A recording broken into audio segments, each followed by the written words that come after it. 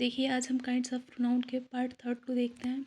देखिए, इससे पहले हमने आपको personal pronoun, possessive pronoun, reflexive pronoun तथा एम्फैटिक प्रोनाउन के बारे में बताया। अब यहाँ पे हम पढ़ेंगे डिमॉन्स्ट्रेटिव प्रोनाउन अर्थात संकेतवाचक सर्वनाम, इंडिफिनिट प्रोनाउन अर्थात अनिश्चयवाचक सर्वनाम, डिस्ट्रीब्यूटिव प्रोनाउन अर्थात व्यष्टिवाचक सर्वनाम। तो एक एक को विस्तार से हम पढ़ते हैं। सबसे पहले बात करते हैं हम डिमॉन्स्ट्रेटिव प्रोनाउन की अर्थात संकेतवाचक सर्वनाम की।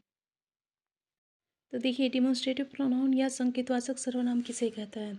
जिस प्रोनाउन का प्रयोग किसी व्यक्ति या वस्तु के बारे में बताने के लिए संकेत द्वारा किया जाए या संकेतित किया है या इंगित किया जाए, उसे हम संकेतवाचक सर्वनाम या डिमॉन्स्ट्रेटिव प्रोनाउन कहते हैं। The pronoun use to indicate object is called a demonstrative pronoun. या उसी को हम दूसरे डेफिनेशन उसी का देख लेंगे। Those pronoun which use to give a signal to signal someone is known as demonstrative pronoun. अर्थात वे प्रोनाउन जिसका प्रयोग किसी व्यक्ति या किसी वस्तु को इंगित करने के लिए, संकेत करने के लिए, बताने के लिए प्रयोग किया जाए, ऐसे प्रोनाउन को हम डिमॉन्स्ट्रेटिव प्रोनाउन कहते हैं। देखिए, डिमॉन्स्ट्रेटिव प्रोनाउन में केवल 4 वर्ड्स आते हैं। पहला होता है दिस, दैट, दिस और दोज। देखिए, एग्जाम्पल के थ्रू हम यहाँ पे समझते हैं कि डिमॉन्स्ट्रेटिव प्रोनाउन को डिफाइन कैसे करेंगे। दिस इज़ अ लायन अर्थात यह एक शेर है। तो देखिए, शेर के बारे में बताने के लिए यह अर्थात दिस वर्ड का प्रयोग किया गया। अर्थात यहाँ पे दिस जो होगा वह डिमॉन्स्ट्रेटिव प्रोनाउन होगा। दैट इज़ अ कार, वह एक कार है। तो यहाँ पे दैट का प्रयोग करके कार के बारे में बताया जा रहा है, अर्थात इंगित किया जा रहा है, उसे संकेत करके बताया जा रहा है। तो यहाँ पे दैट जो होगा वह डिमॉन्स्ट्रेटिव प्रोनाउन होगा। दीज आर गर्ल्स, ये सब लड़कियाँ हैं। तो देखिए, लड़कियों के बारे में बताने के लिए दीज वर्ड का प्रयोग किया गया है, अर्थात दीज जो है यहाँ पर वह डिमॉन्स्ट्रेटिव प्रोनाउन होगा। नेक्स्ट है दोज आर बॉयज़, वे सब लड़के हैं। तो यहाँ पे दोज जो वर्ड होगा वह डिमॉन्स्ट्रेटिव प्रोनाउन होगा, क्योंकि लड़कों के बारे में बताने के लिए दोज का प्रयोग किया गया है। देखिए, दिस का प्रयोग नज़दीक की वस्तु को के बारे में बताने के लिए किया था, जबकि दैट का प्रयोग दूर की वस्तु के बारे में बताने के लिए। ठीक उसी प्रकार दीज का प्रयोग नज़दीक की वस्तु के अर्थात समीप की वस्तु के बारे में बताने के लिए किया जाता है, तथा दोज का प्रयोग दूर की वस्तु के बारे में बताने के लिए। जैसा कि हमने कहा कि यदि किसी व्यक्ति या वस्तु को संकेत द्वारा बताया, जिन शब्दों द्वारा या जिन प्रोनाउन द्वारा संकेत द्वारा बताया जाए, उसे हम डिमॉन्स्ट्रेटिव प्रोनाउन कहेंगे। अर्थात दिए गए एग्जाम्पल में दिस, दैट, दीज और दोज जो होंगे वह डिमॉन्स्ट्रेटिव प्रोनाउन होंगे। अब बात करते हैं हम इंडिफिनिट प्रोनाउन अर्थात अनिश्चयवाचक सर्वनाम। जिस प्रोनाउन में किसी निश्चित व्यक्ति या वस्तु का बोध ना हो, उसे इंडिफिनिट प्रोनाउन कहते हैं। A pronoun that does not refer to a person, place is called an indefinite pronoun. जैसे एग्जाम्पल के रूप में यहाँ पे हो जाएगा somebody, anybody, all, some, none, many, one, nothing, any, E T C. अब हम देखेंगे कि इंडिफिनिट प्रोनाउन में दिए गए जो वर्ड्स हैं उनका मतलब क्या होता है, अर्थात उनका अर्थ क्या होता है। समबॉडी मतलब कोई भी या किसी भी।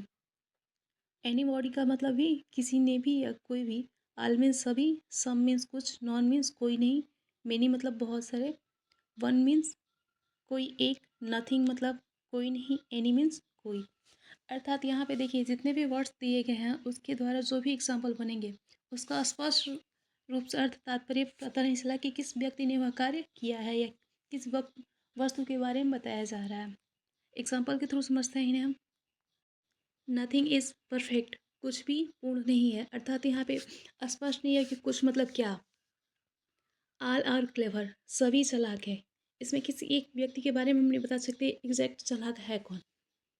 Somebody has stolen my books, किसी ने मेरी पुस्तक चुरा ली। अब किसने चुराई यह तात्पर्य यहाँ पे यह क्लियर नहीं हो पा रहा है, बट किसी ने चुराई है। नॉन कैन डू दिस, यह कोई नहीं कर सकता। एग्जैक्ट इसमें बताया नहीं है कि किस किस व्यक्ति के या किस किस वस्तु के बारे में बताया जा रहा है। Any of you can do this, तुम में से कोई भी यह कर सकता है। अब कोई भी में किसके बारे में बात कर रहा है वो स्पष्ट नहीं हो रहा है। सम आर जेंटल, कुछ नेक हैं। देखिए, यहाँ पे स्पष्ट नहीं हो रहा है कि कितने लोग नेक हैं। अर्थात वे प्रोनाउन जिसमें किसी निश्चित व्यक्ति या किसी निश्चित वस्तु के बारे में बोध ना हो, स्पष्ट ना हो उसके बारे में, तो उसी को हम इंडिफिनिट प्रोनाउन कहेंगे। अब बात करते हैं हम डिस्ट्रीब्यूटिव प्रोनाउन अर्थात व्यष्टिवाचक सर्वनाम। वे प्रोनाउन जिसमें ईच, आइदर तथा नाइदर का प्रयोग होता है उसे हम डिस्ट्रीब्यूटिव प्रोनाउन कहते हैं। या जब ईच, आइदर तथा नाइदर का प्रयोग प्रोनाउन के रूप में होता है, ऐसे प्रोनाउन को हम या ऐसे शब्दों को हम डिस्ट्रीब्यूटिव प्रोनाउन कहते हैं या ऐसे शब्द डिस्ट्रीब्यूटिव प्रोनाउन कहलाते हैं। When each, either and neither are used as pronoun, they are called distributive pronoun। अर्थात डिस्ट्रीब्यूटिव प्रोनाउन में केवल 3 ही वर्ड्स जो होते हैं जिन्हें हम डिस्ट्रीब्यूटिव प्रोनाउन के नाम से जानते हैं, जैसे ईच हो गया, आइदर हो गया और नाइदर। देखिए, ईच का प्रयोग प्रत्येक के लिए किया जाता है, जबकि आइदर दो लोगों में कंपैरिजन करने के लिए किया जाता है। जबकि वही बात की जाए नाइदर मतलब कोई भी दो लोगों में या दो से अधिक लोग हैं उसके बारे में किसी ने भी यह कार्य नहीं किया। एग्जाम्पल के थ्रू समझते हैं हम। ईच गर्ल्स आर इंटेलिजेंट, प्रत्येक लड़कियां तेज हैं। देखिए यहाँ पे इस का प्रयोग प्रत्येक के लिए किया गया है। आइदर रोड इज सेफ, दोनों में से एक सड़क सुरक्षित है। देखिए यहाँ पे हमने जैसा कि कहा कि आइदर का प्रयोग कंपैरिजन करने के लिए किया है, तो दो या दो से अधिक वस्तुएं हैं तो उसमें कंपैरिजन के लिए कि दोनों में से सुरक्षित क्या है और क्या नहीं है। नेक्स्ट होगा नाइदर बुक इज चीप, दोनों में से कोई पुस्तक सस्ती नहीं है। अर्थात नाइदर का प्रयोग नहीं के लिए किया जाता है, लेकिन खासकर डिस्ट्रीब्यूटिव प्रोनाउन में। Each student has a pen, प्रत्येक विद्यार्थी के पास एक कलम था। तो देखिए जैसा कि हमने कहा कि डिस्ट्रीब्यूटिव प्रोनाउन में प्रत्येक ईच, आइदर तथा नाइदर का प्रयोग होता है। ऐसे प्रोनाउन को या ऐसे वर्ड्स को हम डिस्ट्रीब्यूटिव प्रोनाउन कहते हैं। उसके साथ ही साथ व्यष्टि अर्थात यहाँ पे भी सभी लोगों के लिए, जैसा कि इसके पहले इंडिफिनिट अनिश्चित था कि किसने यह किया, यहाँ पे क्लियर होगा कि कौन तेज है। सभी के बारे में, किसी एक के बारे में नहीं कहा है, सभी के बारे में। आइदर का भी प्रयोग किया है तो दो का कंपेरिजन किया गया है, और नाइदर मतलब कोई भी पुस्तक सस्ती नहीं है। और यहाँ पे विद्यार्थियों के कि प्रत्येक विद्यार्थियों के पास कलम है। अर्थात वे प्रोनाउन जिसमें ईच, आइदर, नाइदर तीनों शब्दों का प्रयोग हो, ऐसे वाक्यों को हम डिस्ट्रीब्यूटिव प्रोनाउन कहते हैं।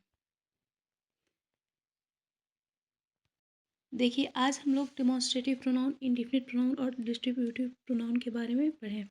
इसके अलावा आगे हम रेसिप्रोकल प्रोनाउन अर्थात अगले वीडियो में हम रेसिप्रोकल प्रोनाउन, रिलेटिव प्रोनाउन तथा इंट्रोगेटिव प्रोनाउन के बारे में विस्तार से पढ़ेंगे।